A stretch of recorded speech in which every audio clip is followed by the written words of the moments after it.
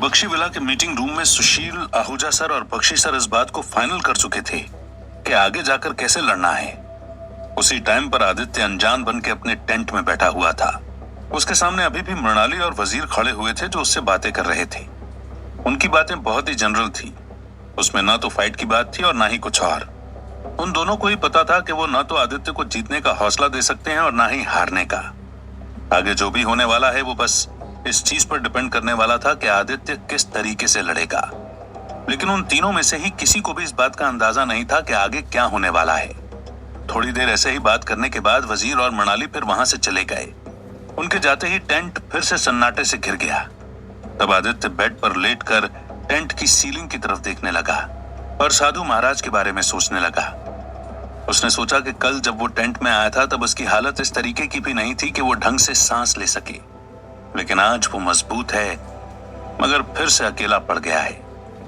उसे बस साधु महाराज की वो बात याद आ रही थी जहां उन्होंने उसे अपने दुश्मन की तरह सोचने का बोला था। उसी के साथ आज के दिन की बची हुई फाइट्स उसने लड़ी थी।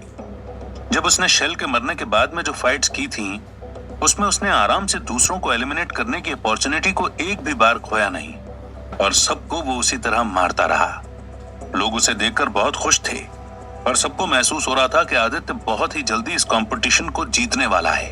उसने आंखें बंद की और वो अपने आप को उस सिचुएशन में इमेजिन करने लगा जहां पर वो आखिरी फाइट जीतकर अपने अपोनेंट के मुंह पर लात रखेगा और उसके बाद अपना हाथ ऊंचा करेगा। सब लोग उसके लिए तालियां बजा रहे होंगे और वो बस सुशील की तरफ देखकर स्माइल कर रहा होगा जो वैसे ही गुस्से में बैठा हुआ होगा। लेकिन उसे ना तो सुशील से और ना ही किसी और से फर्क पड़ेगा। उसे बस इस बात से फर्क पड़ेगा कि वो अमित को हाथों हाथ छोड़ देंगे। उसे यह नहीं पता था कि उसका अगला अपोनेंट कौन होने वाला है, लेकिन वो बस इस सिचुएशन को इमेजिन करके खुश था और उसने यही सोचा कि किस तरह वो अपनी फाइटिंग टेक्निक को और भी अच्छा कर सकता है।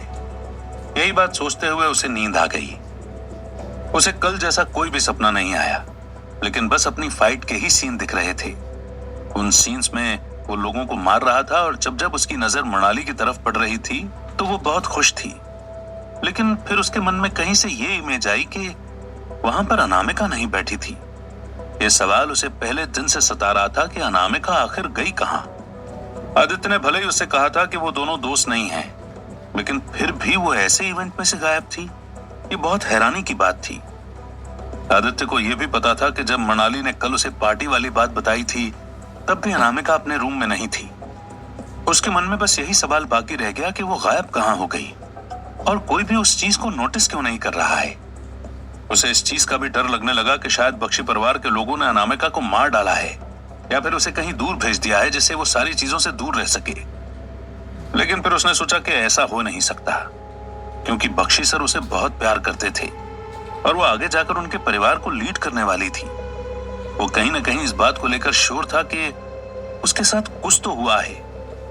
लेकिन आदित्य ने फिर सोचा कि अभी वो उस पर फोकस नहीं कर सकता। उसे पहले अमित को बचाना है, फिर जाकर इस बारे में सोचना है कि अनामिका को भी वो बचा पाए। वो उसी के बारे में सपना देख रहा था, लेकिन उसने बहुत जल्दी ही इन बातों को अपने मन से निकाल दिया और वो दूसरी चीजों के बारे में सपना देखने लगा। थोड़ी देर में ही उसे एहसास हुआ कि सूरज की रोशनी उसके ऊपर पड़ रही है और तब उसने अपनी आंखें खोली। उसने देखा कि सूरज उग चुका है, जिसका मतलब यह है कि सुबह हो गई है और उसकी रोशनी सीधे टेंट के पर्दे में से होते हुए उसके चेहरे पर पड़ रही थी। आदित्य ने जब अपने फोन में टाइम देखा तो सुबह के 7:30 बज चुके थे और तब उसने साधना करने का फैसला किया। वो नीचे जमीन पर बैठ गया और ध्यान लगाने लगा। थोड़ी देर में उसके शरीर से हर बार वाली लाइट निकलने लगी और उसे समझ आया कि सर्वशक्ति के फल की वजह से उसकी एनर्जी फुलफिल्ड थी। वो फिर वहां से उठा और जब घड़ी में टाइम देखा तब 9 बज चुके थे और उसे पता था कि थोड़ी देर में उसे बाहर जाना है। लेकिन उसके पहले ही हर बार की तरह रोज वाला गार्ड आया और उसने नाश्ते की प्लेट आदित्य को दी। वो नाश्ता करने बैठा ही था कि तभी वहां मृणाली और वजीर भी आ गए और एक बार फिर से उन तीनों ने बातचीत करना शुरू कर दिया। पर वजीर वहां से चले गए और तब आदित्य बाहर निकला। उसे ये नहीं पता था कि आज उसकी लड़ाई किसके साथ होने वाली है, लेकिन फिर भी वो इस बात को सोच करके खुश था कि वो अपने पैरों पर खड़ा होकर फाइटिंग अरेना की तरफ जा रहा है। और थोड़ी देर में वो वहां पहुंच गया। सारी चीजें रोज की तरह ही हो रही थी, दिखा रहा था। लेकिन तभी आदित्य ने नोटिस किया कि एलईडी स्क्रीन के साइड में ही एक टेबल लगी हुई है और उस पर ब्लेड, स्लेज हैमर, ननचक्स, चाकू, कटाना, कुल्हाड़ी, बेसबॉल बैट और बहुत सारे हथियार रखे हुए हैं। उसे उन्हें देखकर कुछ भी समझ नहीं आया, लेकिन तभी सुशील अपने माइक को लेकर खड़ा हुआ और उसमें अनाउंसमेंट करते हुए उसने कहा, लेडीज एंड जेंटलमैन, आप सभी का स्वागत है इस फाइट के चौथे दिन में, जहां पर आदित्य अभी भी लड़ने के लिए रेडी है। आप जरूर ये सोच रहे होंगे कि एलईडी स्क्रीन के साइड में वो टेबल क्यों लगी है और उस पर इतने सारे वेपन्स क्यों हैं। तो मैं आपको बताना चाहता हूं कि हमने फाइट को और भी इंटरेस्टिंग बनाने के लिए प्लान में कुछ चेंज किया है, और वो ये है कि अब दोनों ओपोनेंट्स वेपन से लड़ सकते हैं। वो फ्री होंगे अपने अपने वेपन्स चुनने के लिए। इसमें हमारा ही एंटरटेनमेंट है और इसी तरीके से आगे की सारी बची हुई फाइट्स कंटिन्यू होंगी। आई होप कि आप आज का शो एंजॉय करेंगे। सुशील इतना कहकर अपनी जगह पर वापस बैठ गया और तब आदित्य बहुत हैरानी से उसकी तरफ देखने लगा। उसे किसी भी वेपन को ढंग से चलाना नहीं आता था, क्योंकि वो अपने हाथ पांव पर ही ज्यादा निर्भर था और ऐसे टाइम पर उनकी ऐसी ट्रिक यूज करना उसे बिल्कुल भी पसंद नहीं आया। उसे सुशील को देखकर गुस्सा आ रहा था, लेकिन उसे पता था कि ये बस उन सब की चाल है, क्योंकि वो आदित्य को जीतता हुआ नहीं देख सकते।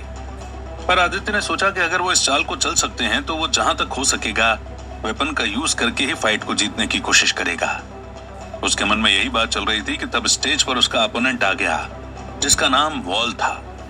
वॉल दिखने में एक बड़ा आदमी था और उसके मसल्स बहुत स्ट्रांग थी। फिर सुशील ने उन दोनों को अपने वेपन चुनने का टाइम दिया, जिसमें वॉल ने स्लेज हैमर चुना। वहीं आदित्य को समझ नहीं आया कि वो उसे किस चीज से हराएगा, इसलिए उसने ननचक्स उठा लिया। उसमें दो छोटी लकड़ियों के बीच में एक धारदार चेन लगी हुई थी। उसने बहुत बार उन्हें टीवी पर चलाता हुआ देखा था और एटलीस्ट उसे ये पता था कि उन्हें किस तरीके से यूज करते हैं, पर फिर भी वो थोड़ा सा कंफ्यूज था। उसे ऐसा देखकर सुशील, बख्शी सर, आहूजा सर और सबके चेहरे पर स्माइल आ गई, क्योंकि सबको इस बात का पता था कि अब आदित्य को लड़ने में दिक्कत आने वाली है। फिर सुशील ने बेल बजाई और उसके साथ ही फाइट शुरू हो गई। आदित्य को समझ नहीं आ रहा था कि उस ननचक्स को यूज कैसे करना है, लेकिन वहीं पर वॉल स्लेज हैमर को बहुत अच्छे से यूज कर रहा था। वो इतनी जोर से उसे घुमा रहा था कि आदित्य को अगर एक भी पड़ती तो वो एक ही बार में गिर जाता, लेकिन वो बस यही कोशिश कर रहा था कि उसके सारे हमले डॉच कर दे। कभी वो उछलकर उन्हें डॉच कर रहा था तो कभी स्लाइड होकर, लेकिन जब उसे हवा कटने की स्पीड महसूस हो रही थी तो उसे पता चल रहा था कि वॉल बहुत ही स्ट्रांग अटैक कर रहा है। आदित्य ने तब फैसला किया और वो ननचक्स घुमाने लगा और वो उसको वॉल की बॉडी की तरफ मार रहा था, लेकिन वॉल या तो उसे बहुत आसानी से डॉच कर रहा था या फिर अगर उसके शरीर पर वो लग भी जाता तो उसे ज्यादा पेन फील नहीं हो रहा था। आदित्य को समझ आ गया था कि उसने बहुत बड़ी गलती कर दी है और यही बात सोचकर उसने अपने हाथों में से ननचक्स फेंक दिए। सब इस चीज को देखकर बहुत हैरान थे, लेकिन सबको पता था कि अब आदित्य अपने फाइटिंग टेक्निक को यूज करने वाला है। आदित्य को इस बात को लेकर चिंता थी कि अगर वो वॉल के पास जाने की कोशिश करेगा तो वो बहुत जोर से स्लेज हैमर घुमाएगा, तब उसे अटैक करने की अपॉर्चुनिटी नहीं मिलेगी।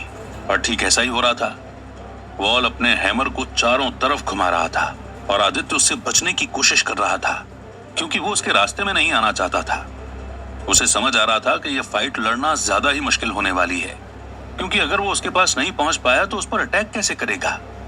उसे अपनी गलती पर फिर से रिग्रेट होने लगा कि अगर उसने सही टाइम पर ननचक्स की जगह कटाना या फिर ब्लेड उठा ली होती तो शायद वो अभी एटलीस्ट कुछ तो हमला कर पाता। लेकिन जब वो इस बात को सोच रहा था तब अचानक से वॉल ने स्लेज हैमर घुमाया, जो आदित्य के कमर की तरफ एम कर रखा था। आदित्य ना तो प्रॉपर ऊपर हो सकता था और ना ही नीचे, जिसकी वजह से उसे बहुत जोर से इम्पैक्ट अपने शरीर पर लगा और वो स्लाइड खाकर नीचे गिर गया। सबने देखा कि जब वो वापस खड़ा हुआ तो उसका हाथ उसकी कमर पर था। उसे फील हो रहा था कि वहां से खून निकल रहा है।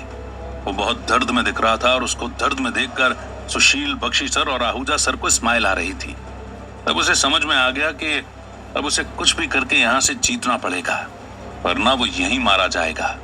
वो यही बात सोच रहा था कि तब वॉल अचानक से आगे आया और उसने एक बार फिर से अपना हैमर घुमाया, लेकिन तब आदित्य ने उसके हैमर को अपने हाथ से ही रोकने की कोशिश की, जिसमें वो थोड़ा सक्सेसफुल हो पाया। और फिर भी उसे अपने हाथों पर दर्द महसूस हुआ और उसे समझ आ गया कि अब उसे जीतने के लिए हर लिमिट को पार करना पड़ेगा। Thanks for hearing. Next episode is coming shortly.